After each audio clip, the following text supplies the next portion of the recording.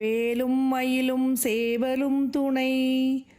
ஊழிக்காலத்தில் உலகம் அழிந்த பின் சிவபெருமான் 64 கலைகளையும் ஆடையாகத் தரித்து ஓம் எனும் பிரணவ மந்திரத்தை தோணியாக்கி உமாமகேஸ்வரராக வருகையில் ஊழிக்காலத்திலும் அழியாத இந்த சீர்காழி தலத்தை பார்த்தார். இதுவே எல்லா தலங்களுக்கும் மூலக்ஷேத்திரம் என்று தோணியுடன் இத்தலத்தில் எழுந்தருளி தோணியப்பர் என பெயர் பெற்றார்.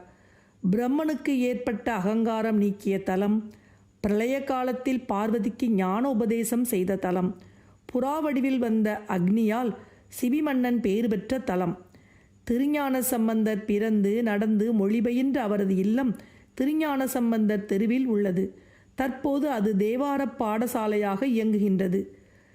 இரணியனுடைய உயிர் குடித்த நரசிங்கம் அகங்கரித்து திரிந்தபோது அதனை அடக்கி அதன் எலும்பை கதையாகவும் தோலை சட்டையாகவும் தரித்த வடுகநாதரே சட்டைநாதர் என்கிறது தலவரலாறு.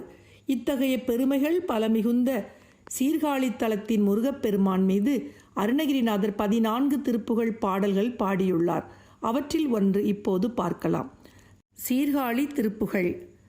ஒய்யாரச் சிலையாமென வாசனை மெய்யாரப்பணி பூஷண மாலைகள் உய்யானற்கலையே கொடுமாமத இதமாகி ஒவ்வாரிப்படியோர் எனவே இரு கையாரக்கடை மோதிரம் ஏபல உள்ளார் செப்பிட ஏமுரநாளிலும் உடல் பேணி செய்வாரிப்படி ஏபல வாணிபம் ஈயாரில் படமே ஒரு காசிடை செய்யார் சற்பனைக்காரர் பிசாசர் உனடி பேனா செய்வாரில் படு நான் ஒரு பாதகன் மெய்யா எப்படி ஓர்கரை சேர்வது செய்யா அற்புதமே பெற ஓர் பொருள் அருள்வாயே மையாரக்கிரியே பொடியாய்விட பொய் சூரப்பதியே கெடவானவர் வையாய் பொன்சரணாய் எனவே தொழவிடும் வேலா வையாளிப் பரிவாகனமா கொழு தூவாளிக்கடல் ஏழ்மலை தூளிசை மை போலக் கதிர்